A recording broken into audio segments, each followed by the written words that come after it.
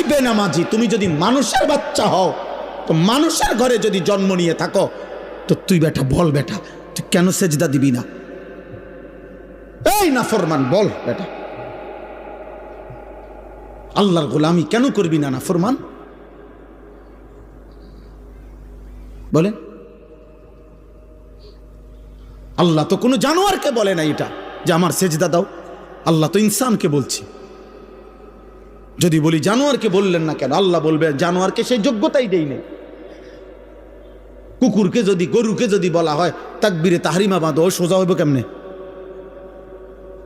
কিন্তু আমাদেরকে যোগ্যতা দিয়েছেন কিনা? আমাদের শরীরের মধ্যে আল্লাহকে সেজদা দেওয়ার যোগ্যতা আছে, রুকু করার যোগ্যতা আছে, আমাদের নিয়ত বাঁধার যোগ্যতা আছে, আমাদের আল্লাহর সামনে দাঁড়াইবার যোগ্যতা আমাদের দেহে আছে।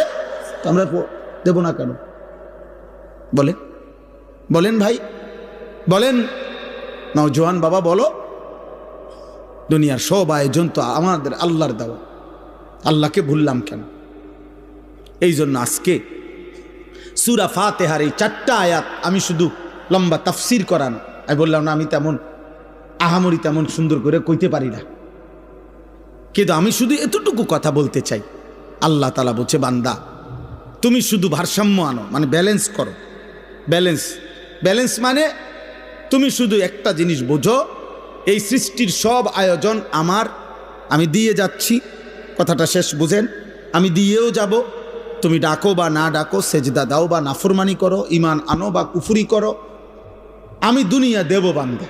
তবে শুধু একটা কথা মনে রাখো, আমি কিন্তু আজ দুনিয়ায় যা দিচ্ছি, আগামী দিন আখেরাতে তা হিসাব নেই। কথা এর দূরে। আমার হাসি, আমার কান্না, ওই যে ওই ওই দেখেন ও কি করে, দেখেন অপদার্থ কি করে, দেখেন কোনো মানে ব্রেন কাজ করে না, অগণিত ছেলের সেন্স কাজ করে না।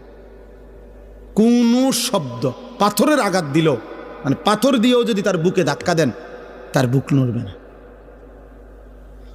অসংখ্য যুবকের হালাতে কোন শব্দ, সে একবার তার মনেও আসে না যে, মনে করেন এ দিনকে দিন, রাতকে রাত নারী দেখে, উলঙ্গ ছবি দেখে, নামাজ নাই, এর একটাবার বুঝেও না যে এর দ্বারা মানুষে আমার আব্বারে কি করবে। আমার মনে আছে, আমি ছোটবেলায় কত সময় দেখছি আল্লাহর দয়ায় আমগরে মানুষে কইতো, এ হুজুরের ফুত সাবধান, উল্লাপাল্টা করো না। এটা তো নিয়ামত, এটা নিয়ামত না? মানুষে যেটা কইসার শর্মে তখন সইরা গেছি, এ হুজুরের ফুত, হুজুরের ফুত।